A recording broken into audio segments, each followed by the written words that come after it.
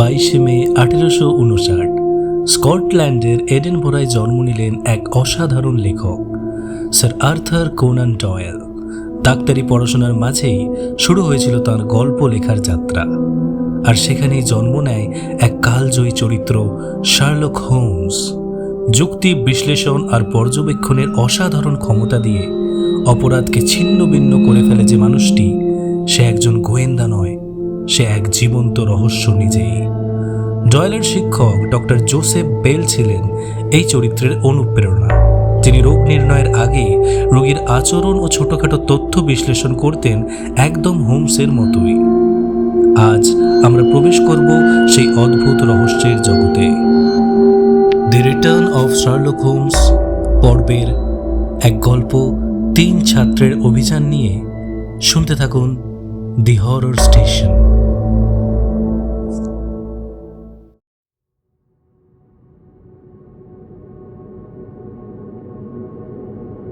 কয়েকটা ঘটনার জন্য একবার শার্লক হোমসকে আর ওয়াটসনকে দেশের এক মস্ত বিশ্ববিদ্যালয়ের শহরে 1895 খ্রিস্টাব্দে কয়েক সপ্তাহ কাটাতে হয়েছিল।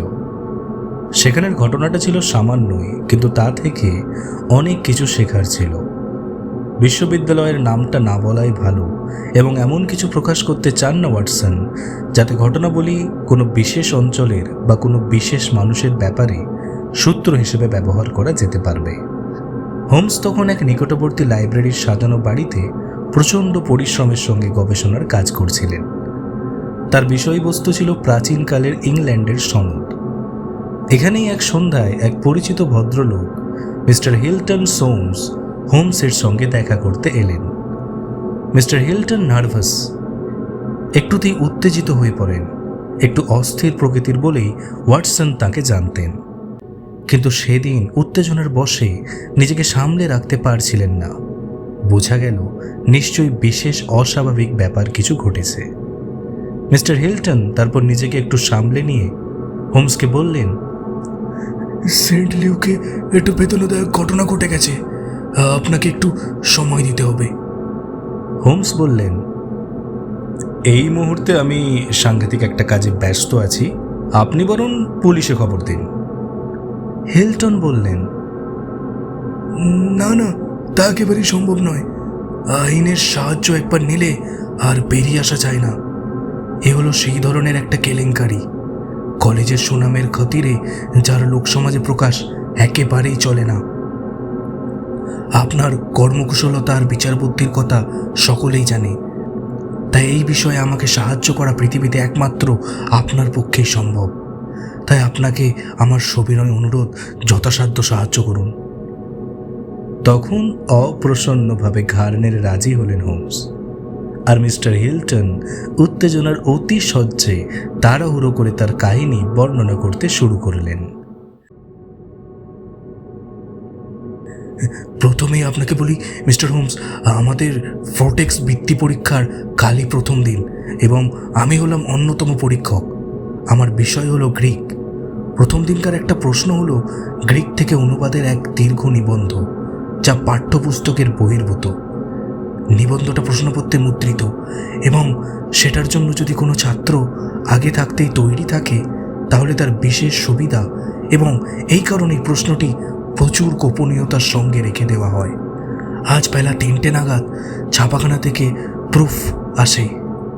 প্রশ্নটা হলো থুকিডাইসিসের এক অধ্যায়ের অর্ধেকটা।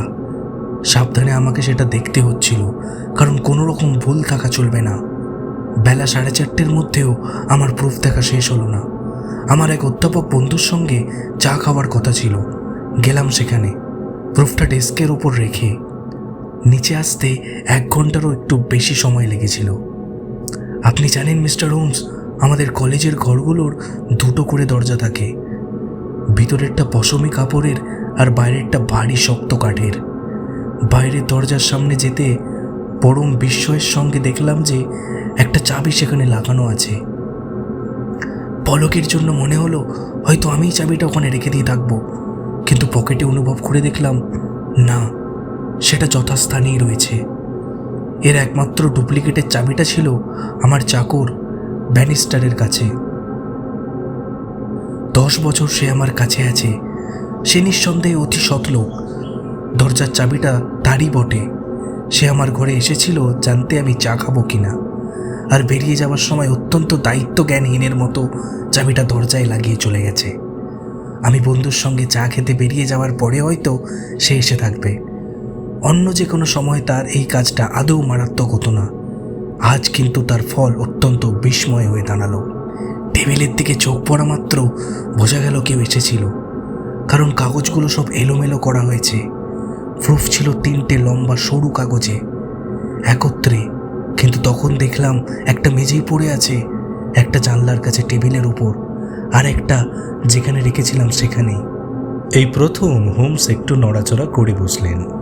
বললেন, মানে বলছেন প্রথমটা মেঝেই, দ্বিতীয়টা জানলার কাছে, আর তৃতীয়টা যেখানে সেটা রেখেছিলেন, তাই তো? ঠিক তাই মিস্টার হোমস, কিন্তু জানি না কি আশ্চর্য উপায় আপনি তা জানতে পারলেন। হোমস বললেন, খুবই আকর্ষণীয় আপনার কাহিনী, বলে যান শুনি। মিস্টার হিলটন পুনরায় বলতে শুরু করলেন, পলকের জন্য আমার মনে হলো নিশ্চয় হয়তো ব্যানিস্টার অত্যন্ত অন্যায়ভাবে আমার কাগজগুলো পরীক্ষা করেছে, কিন্তু যেরকম জোরের সঙ্গে সে অস্বীকার করলো, তাতে আর আমার সন্দেহ রইল না যে সে সত্যি কথাই বলছে। আর যা সম্ভব হতে পারে তা হলো যেতে যেতে কেউ চাবিটা ওখানে দেখতে পেয়েছে, এবং আমি নেই জানতে পেরে এসে কাগজগুলো দেখেছে। অনেক টাকার মামলায়, কারণ বৃত্তিটা মূল্যবান, এবং কোনো অসৎ ছাত্রের পক্ষে সতীর্থদের ওপর টেক্কা দেওয়ার জন্য এই সুযোগ খানিকটা ঝুঁকি নেওয়া নিশ্চয়ই সম্ভব। ঘটনায় ব্যানিস্টার অত্যন্ত মুষড়ে পড়ে, এবং যখন বুঝতে পারে যে নিঃসন্দেহে কাগজগুলোই হাত দেওয়া হয়েছে, সে তখন প্রায় অজ্ঞান হয়ে পড়ে। একটুখানি ব্র্যান্ডি খাওয়াতে সে একটা চেয়ারে এলিয়ে পড়ল, আর আমি খুব যত্ন করে ঘরটার পরীক্ষায় ব্যস্ত হলাম। বুঝতে দেরি হলো না যে তালগোল পাকানো কাগজগুলো ছাড়াও তার উপস্থিতির অন্য চিহ্নও সে রেখে গেছে। জানলার কাছের টেবিলের ওপর পেন্সিল কাটার অনেকগুলো টুকরো পড়ে আছে। একটা শীষের ভাঙা টুকরোও পড়ে আছে সেখানে। বোঝাই যাচ্ছে শয়তানটা খুব তাড়াতাড়ি নকল করছিল, যার ফলে শীষটা ভেঙে যায়, আর তাই আবার তাকে পেন্সিলটা বাড়াতে হয়েছিল। হোমস বললেন, বাহ বাহ, চমৎকার। হিলটন বলে চললেন, আমার একটা নতুন লেখার টেবিল আছে, তার ওপরটা লাল চামড়ার। টেবিলের ওপরটা ছিল মসৃণ ও পরিষ্কার, কিন্তু তখন লক্ষ্য করলাম তার উপরে প্রায় 3 ইঞ্চি লম্বা একটা পরিষ্কার কাটা দাগ রয়েছে। দাগটা আঁচড়ানোর দাগের মতো নয়। তারপর অন্য টেবিলের ওপর একটা ছোট ময়দার বা মাটির গোলা আর কাঠের গুঁড়োর মতো কি বস্তু এখানে ওখানে লেগে আছে। কোনো সন্দেহই নেই যে এই চিহ্ন সেই করে গেছে যে কাগজগুলোকে তছনছ করেছে। এমন কোনো পায়ের ছাপ বা অন্য কিছু চিহ্নই পাওয়া যায়নি যা থেকে অপরাধীকে শনাক্ত করা যেতে পারে। আমি ভেবে কুল কিনারা করতে পারলাম না। হঠাৎ একটা ভালো মতলব আমার মাথায় এলো। মনে পড়লো আপনি আমাদের শহরে এসেছেন, তাই সরাসরি আপনার কাছে চলে এলাম তদন্তের ভার আপনার উপর দিতে। আপনি আমায় সাহায্য করুন মিস্টার হোমস। বুঝতেই পারছেন আমি কেমন পরিস্থিতির মধ্যে পড়েছি। হয় আসল অপরাধীকে খুঁজে বার করতে হবে, নয়তো পরীক্ষা পিছিয়ে দিতে হবে যতদিন না নতুন প্রশ্নপত্র তৈরি হচ্ছে। এবং এরকম ব্যবস্থা করতে গেলে তার জন্য তো জবাবদিহি করতে হবে, আর তার মানেই এক কলঙ্ক উঠবে চারিদিকে। সে এক বিশ্রী কেলেঙ্কারি, যার ফলে শুধু কলেজটার নয়, বিশ্ববিদ্যালয়ের উপরেও প্রতিক্রিয়া হবে। সবচেয়ে বড় কথা, আমি চাই ব্যাপারটা মীমাংসা হোক বিবেচনার সঙ্গে, আর লোক জানাজানি না হয়ে। হোমস এতক্ষণ সব মন দিয়ে শুনছিলেন।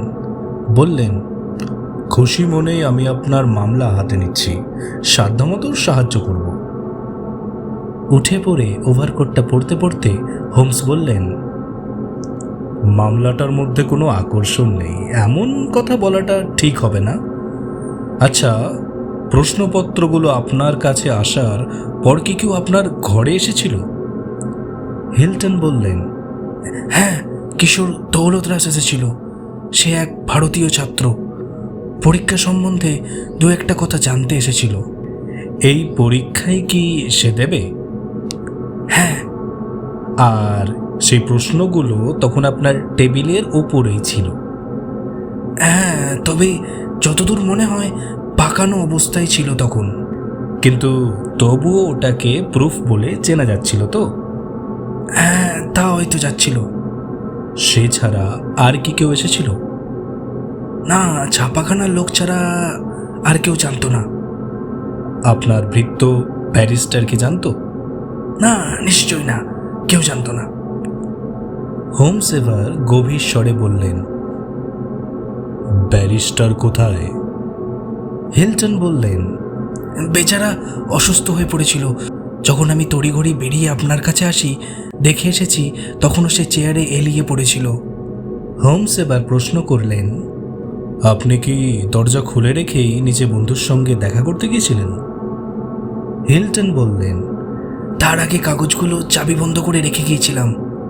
হোমস তখন চেয়ারে আবার একটু নড়াচড়া করে নিয়ে বললেন, মিস্টার হিলটন, ভারতীয় ছাত্রটি যদি কাগজগুলোকে প্রশ্নপত্রের প্রুফ বলে মনে না করে, তাহলে বুঝতে হবে যে এখনই কেউ কাগজগুলোই হাত দিয়েছিল, যে হঠাৎই সেগুলো দেখতে পায়।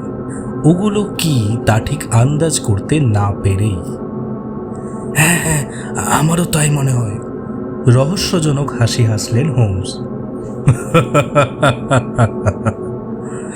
বেশ, দেখেই আসা যাক তাহলে। এ তোমার এলাকার মামলা নয় ওয়াটসন, কারণ ব্যাপারটা শারীরিক নয়, মানসিক। তবে চাও তো সঙ্গে আসতে পারো।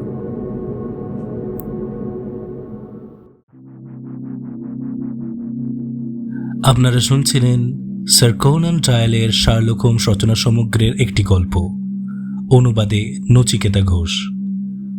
দ্বিতীয় পর্ব নিয়ে ফিরে আসছি আপনাদের সাথে। শুনতে থাকুন দি হরর স্টেশন।